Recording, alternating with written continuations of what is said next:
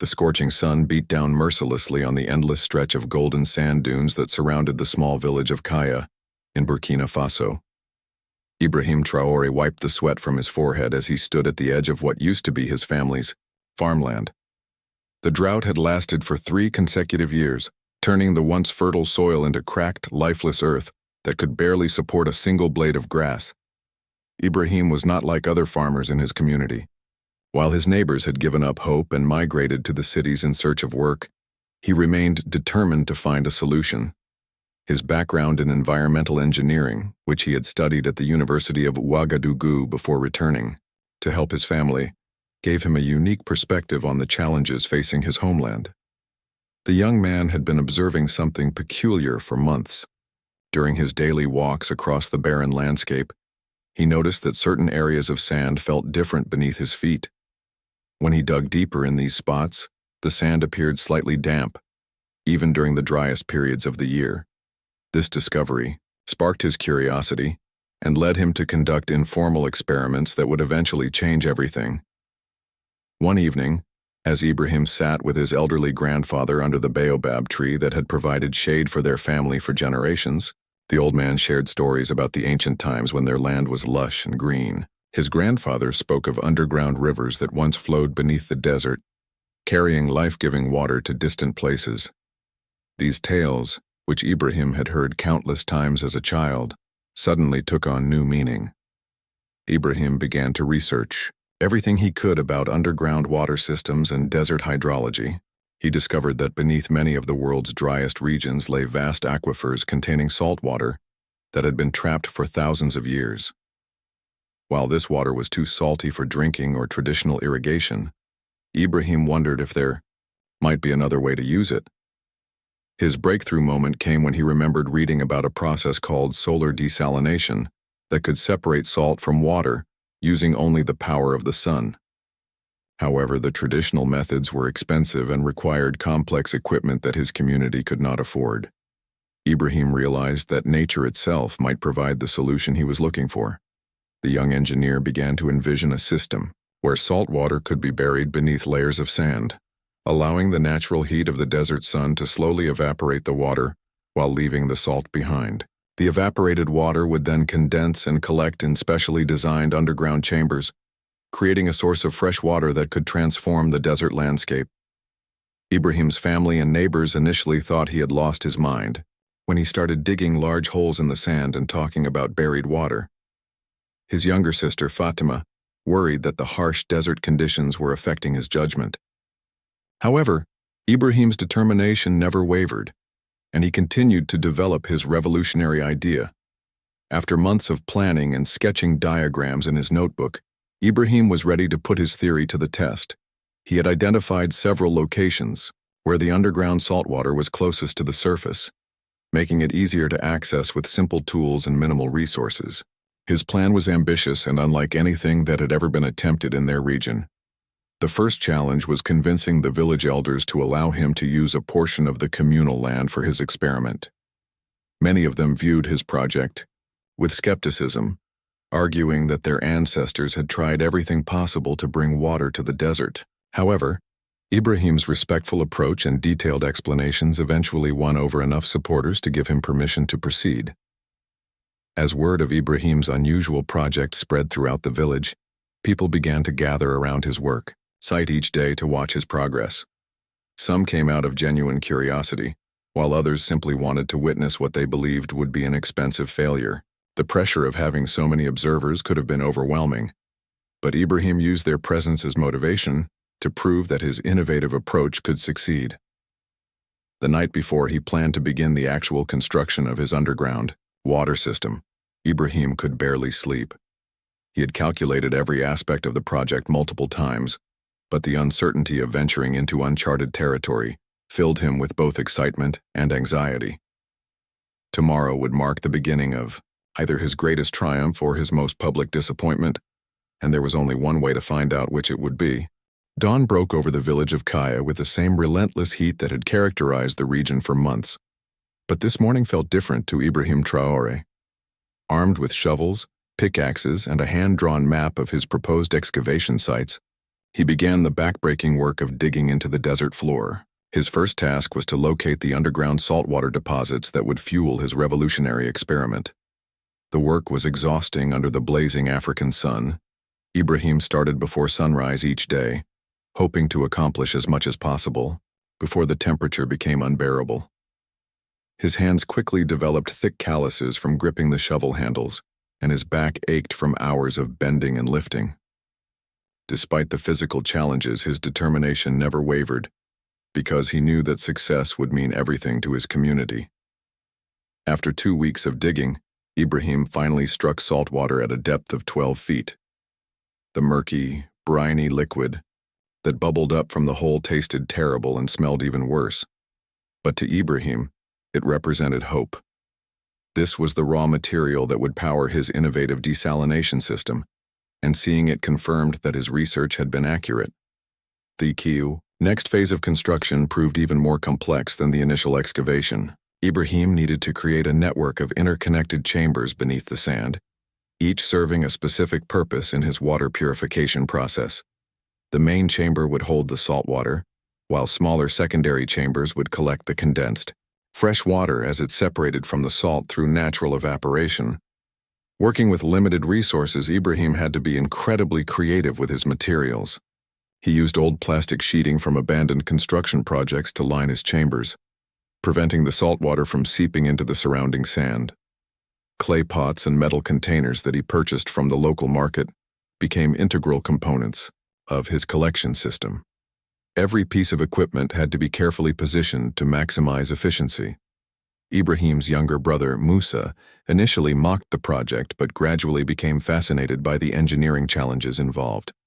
He began helping with the construction work, and together they developed innovative solutions to problems that arose during the building process. Their collaboration strengthened not only the project, but also their relationship as brothers. The underground chambers required a sophisticated ventilation system to allow for proper air circulation and temperature regulation. Ibrahim designed a series of bamboo tubes that would carry air down into the buried chambers, while also providing pathways for water vapor to rise and condense. This natural air conditioning system would be powered entirely by the temperature differences between day and night in the desert. As the construction progressed, more villagers became interested in Ibrahim's work. Some of the older women began bringing him meals during his long work days, recognizing the potential impact of his project on their community's future. Their support provided both nourishment and emotional encouragement during the most difficult phases of construction. The most challenging aspect of the entire project was creating an effective condensation system that could capture the maximum amount of fresh water from the evaporating salt water. Ibrahim experimented with different angles and materials for his collection surfaces, testing various configurations to determine which design would yield the best results. This trial and error process consumed weeks of additional work. Ibrahim also had to solve the problem of temperature regulation within his underground chambers. The system needed to be hot enough during the day to promote evaporation, but cool enough at night to encourage condensation. He achieved this balance by varying the depth of different chambers and using the natural insulation properties of sand to maintain optimal temperatures.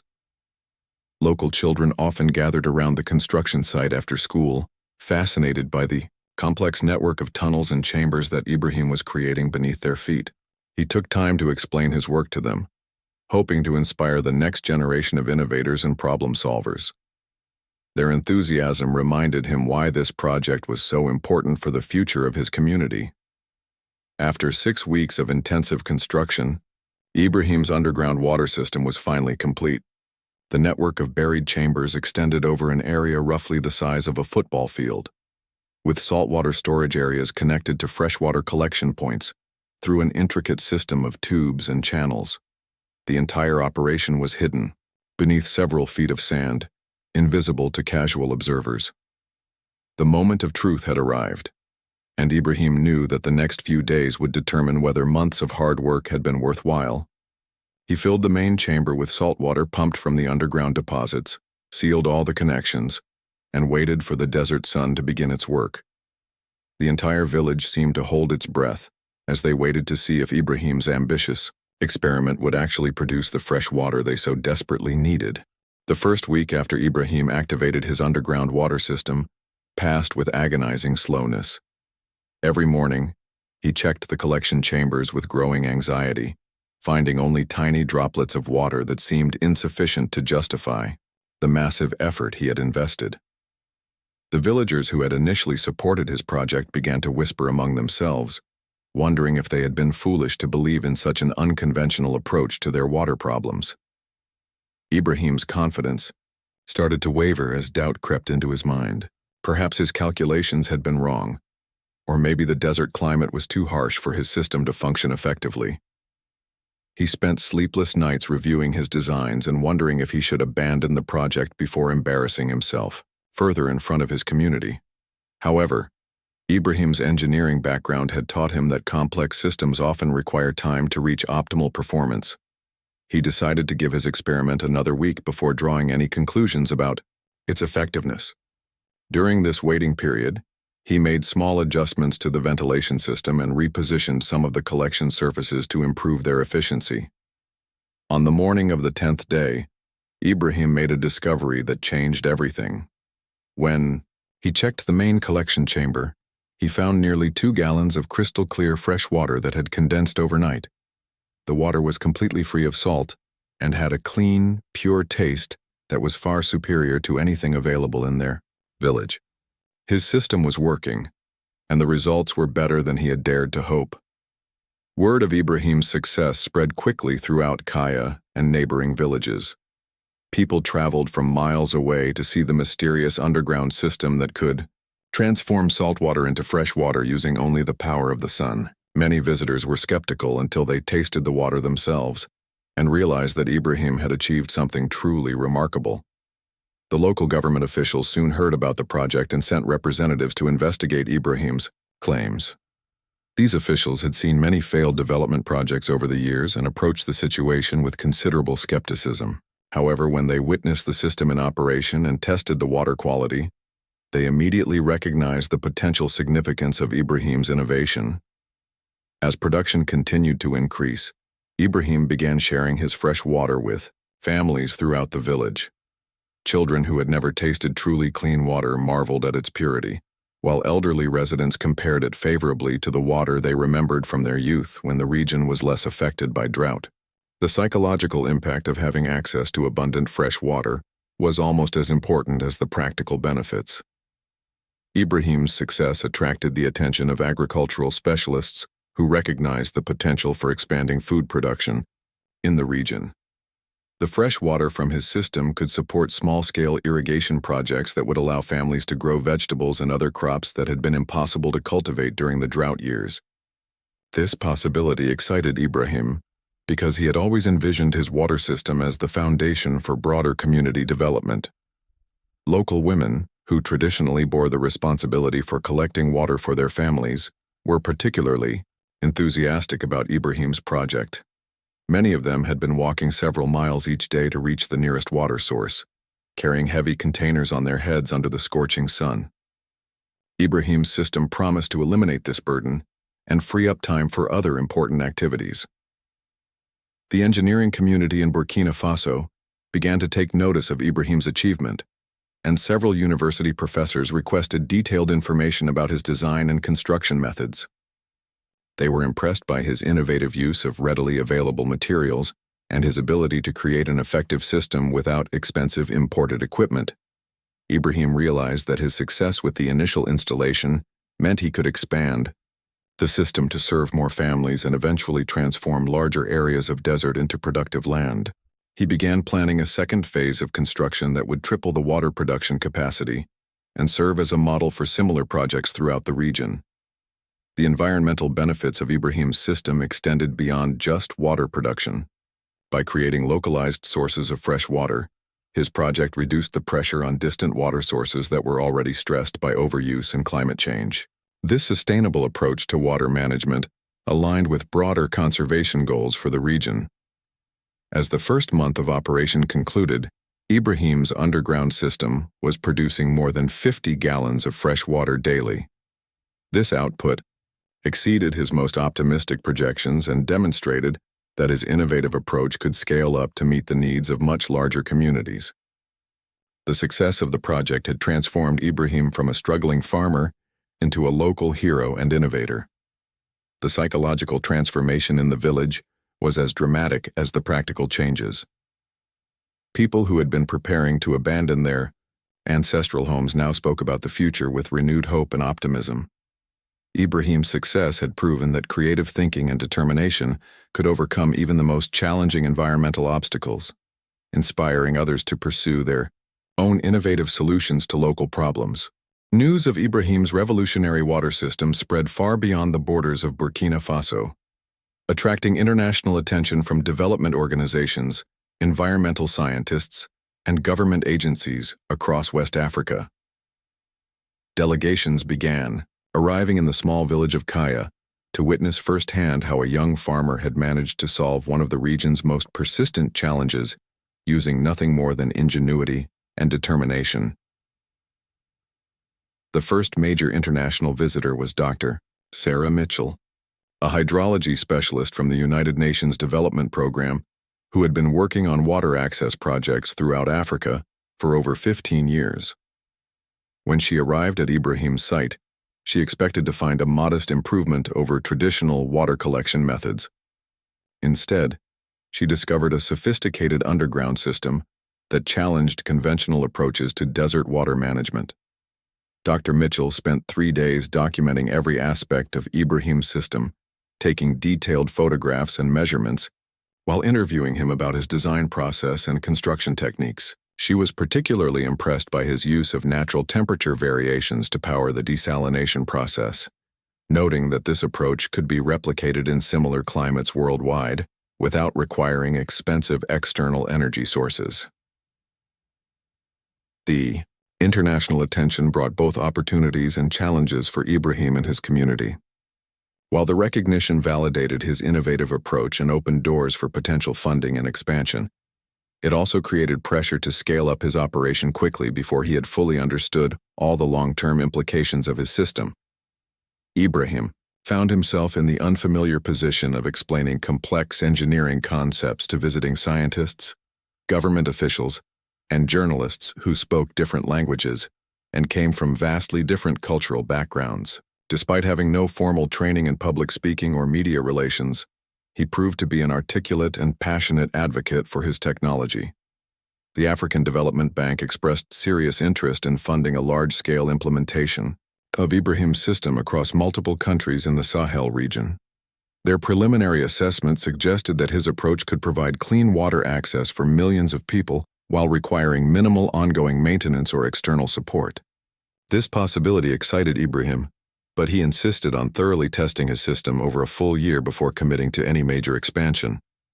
Local farmers who had initially been skeptical of Ibrahim's project began requesting their own underground water systems as they witnessed the dramatic improvements in his family's quality of life. The fresh water had allowed Ibrahim to establish a small garden where he grew tomatoes, onions, and leafy vegetables that provided both nutrition and additional income for his household. Ibrahim's success inspired other young people in the region to pursue innovative solutions to local problems.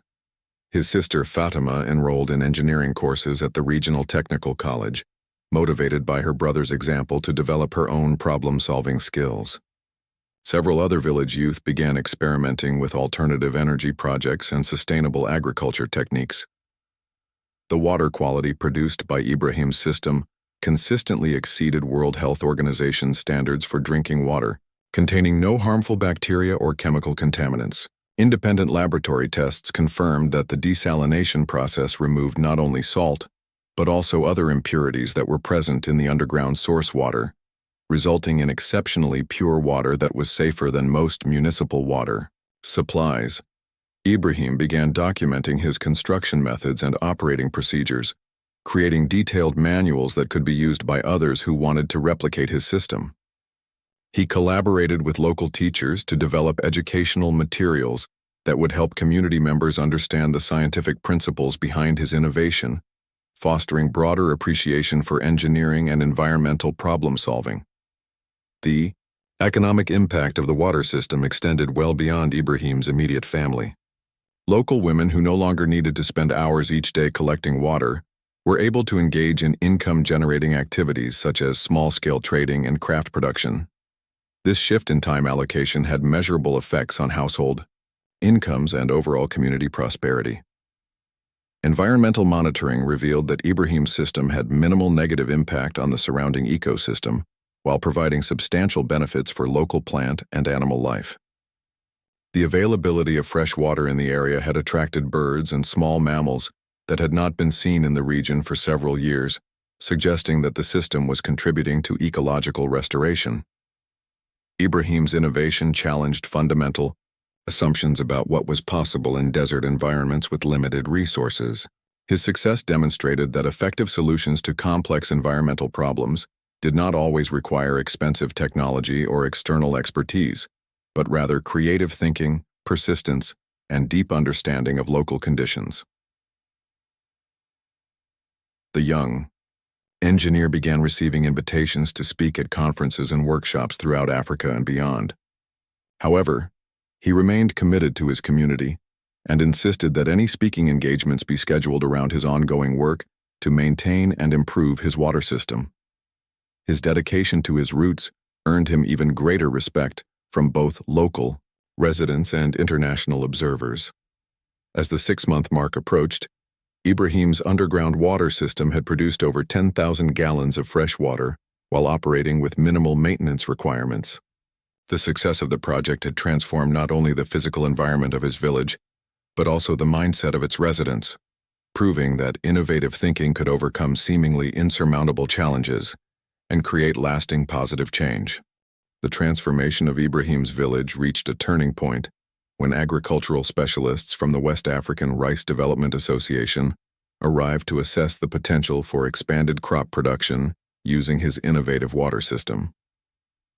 These experts had spent decades working in the region and had never encountered such a reliable source of fresh water in a desert environment. Ibrahim had been experimenting with small-scale farming around his water system for several months, and the results were nothing short of extraordinary. Vegetables that had not grown in the area for over a decade were thriving in small plots irrigated with water from his underground desalination chambers. Tomatoes, peppers, and leafy greens grew with remarkable vigor, producing yields that exceeded those achieved in more temperate regions. The agricultural potential of Ibrahim's innovation became clear when he harvested his first substantial crop 6 months after activating the water system. His small garden plot, measuring only about 20 square meters, produced enough vegetables to feed his entire extended family, while generating surplus crops that he could sell in the regional market. This success proved that his water system could support significant agricultural expansion. Local soil scientists who examined Ibrahim's farming plots were amazed to discover that the fresh water from his system was gradually improving the chemical composition of the surrounding soil. The salt-free irrigation water was leaching accumulated salts from the earth, reversing years of damage caused by drought and poor water quality. This soil restoration process suggested that the benefits of his system would compound over time. Ibrahim's success attracted the attention of seed companies and agricultural development organizations who wanted to test improved crop varieties using his reliable water source. They provided him with drought-resistant varieties of staple crops such as millet, sorghum, and cowpeas that had been specifically developed for African growing conditions.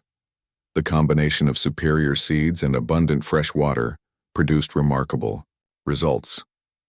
The young innovator realized that his water system could support not just individual families, but entire agricultural cooperatives that would allow multiple farmers to share resources and knowledge. He began working with village elders to organize a cooperative structure that would enable systematic expansion of irrigated agriculture throughout the community. Ibrahim's farming success inspired neighboring villages to send representatives to study his methods and explore the possibility of implementing similar systems in their own areas. These visits often turned into intensive training sessions where Ibrahim shared his construction techniques, maintenance procedures, and agricultural knowledge with farmers from across the region. The environmental benefits of Ibrahim's project extended beyond water production and crop growth to include significant improvements in local air quality and microclimate conditions. The increased vegetation around his water system created cooler temperatures and higher humidity levels that made the surrounding area more comfortable for both humans and animals. This microclimate improvement attracted beneficial insects and birds that further enhanced the ecological health of the region. Ibrahim's innovative approach to water management began attracting investment from international development funds that specialized in sustainable technology projects. The European Union's Development Agency offered substantial funding to expand his system and create a regional training center where farmers from across West Africa could learn to implement similar technologies in their own communities. The success of the agricultural component of Ibrahim's project led to unexpected social changes within his village. Young people who had been planning to migrate to urban areas in search of work began reconsidering their options as new economic opportunities emerged locally. The possibility of productive farming careers in their ancestral homeland offered an alternative to the difficult and uncertain life of urban migrants. Ibrahim's water system had produced over 15,000 gallons of fresh water by the 8-month mark, with production rates continuing to increase as the system reached optimal efficiency. More importantly, the quality of the water remained consistently high, with no signs of contamination or system degradation, despite months of continuous operation. The young engineer began developing plans for a second-generation water system that would incorporate lessons learned from his initial installation. These improvements would increase production capacity while reducing construction time and material costs, making the technology more accessible to communities with limited financial resources. Ibrahim's innovation caught the attention of climate scientists who recognized that his approach to water management could help communities adapt to increasingly severe drought conditions predicted for the region. His system provided a sustainable way to access water resources that were not dependent on unpredictable rainfall patterns or vulnerable surface water sources. The success of Ibrahim's project began generating significant media attention across Africa and internationally. Documentary filmmakers, journalists, and researchers wanted to tell his story as an example of how local innovation could address global environmental challenges. However, Ibrahim remained focused on the practical work of expanding and improving his system, rather than seeking personal fame. Local government officials who had initially dismissed Ibrahim's project as unrealistic began incorporating his technology into regional development plans. They recognized that his approach to water management aligned with national priorities for food security, rural development, and climate change adaptation. This governmental support provided additional credibility and resources for expanding the project. As Ibrahim's first year of operation approached, the cumulative impact of his innovation on the village of Kaya was becoming unmistakable. The community that had been preparing to abandon their ancestral homeland due to water scarcity was now planning expansion and development projects based on the reliable water supply from his underground system. This transformation represented a complete reversal of fortune that few observers had thought possible. 1 year after Ibrahim Traore first activated his revolutionary underground water system, the village of Kaya had been completely transformed from a dying desert community into a thriving agricultural hub that attracted visitors from around the world. The young engineer's innovative approach to saltwater desalination had produced over 20,000 gallons of fresh water while creating a sustainable foundation for long-term community development. The most dramatic change was visible from satellite images that showed a green oasis expanding outward from Ibrahim's original installation site. Where once there had been nothing but barren sand, irrigated fields now supported crops that fed not only local families, but also supplied regional markets with high-quality produce.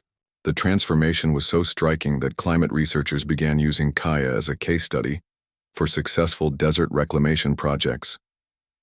Ibrahim's success had inspired the creation of a regional training center where farmers from across West Africa came to learn his construction and maintenance techniques. Over 300 people had completed training programs at the center, and similar water systems were now operating in 12 different countries throughout the Sahel region. Each installation was adapted to local conditions, but followed the basic principles that Ibrahim had developed through trial and error in his own village. The economic impact of Ibrahim's innovation extended far beyond agriculture to include new industries and services that emerged to support the growing agricultural sector. Equipment suppliers, food processing facilities, and transportation services had all established operations in or near Kaya, creating employment opportunities for hundreds of local residents. The village that had once been preparing for abandonment was now experiencing rapid population growth as people moved there, seeking economic opportunities. International recognition of Ibrahim's achievement reached its peak when he was invited to address the United Nations General Assembly about the role of local innovation in addressing global environmental challenges. Standing before world leaders and diplomats, the young farmer from Burkina Faso spoke passionately about the potential for grassroots solutions to transform communities and combat climate change. His presentation received a standing ovation and led to commitments for substantial international funding to expand his technology. Ibrahim's water system had proven to be remarkably durable and reliable, operating continuously for 12 months with minimal maintenance requirements and no significant breakdowns. The underground chambers showed no signs of degradation, and water quality remained consistently high according to monthly testing conducted by international monitoring organizations. This reliability was crucial for demonstrating the long-term viability of his approach. The environmental benefits of Ibrahim's project had expanded well beyond water production to include significant contributions to carbon sequestration, biodiversity restoration, and soil conservation. The vegetation supported by his irrigation system absorbed substantial amounts of carbon dioxide from the atmosphere, while providing habitat for wildlife that had not been seen in the region for decades. These ecological improvements enhanced the overall sustainability of the project. Ibrahim's younger siblings had all been inspired by his success to pursue education and careers in science and engineering. His sister Fatima had received a scholarship to study environmental engineering at a prestigious university, while his brother Musa was completing training as a renewable energy technician. The entire family had become advocates for education and innovation as pathways to community development. The social transformation of Kaya was as remarkable as the environmental and economic changes. Young people who had been planning to migrate to urban areas were now starting families and businesses in their home village, reversing decades of population decline. The community had developed a strong sense of pride and optimism about its future, with residents actively participating in planning and development activities. Ibrahim's innovation had attracted attention from technology companies interested in developing commercial applications of his desalination approach. However, he insisted that any partnerships must prioritize community benefit over profit maximization and ensure that the technology remained accessible to low-income communities.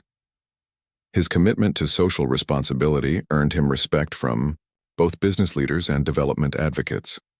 The success of Ibrahim's project had generated substantial scientific interest in natural desalination processes and their potential for addressing water scarcity in arid regions worldwide. Research institutions were conducting detailed studies of his system to better understand the physics and chemistry involved, with the goal of optimizing the technology for different environmental conditions. Local and national governments throughout Africa had begun incorporating Ibrahim's approach into their water management and rural development strategies. Several countries had launched pilot programs based on his model, while others were modifying existing development policies to better support grassroots innovation. This institutional support was crucial for scaling up the technology to serve larger populations. Ibrahim's achievement had become a powerful symbol of what was possible when determination, creativity, and scientific knowledge were combined to address pressing social problems.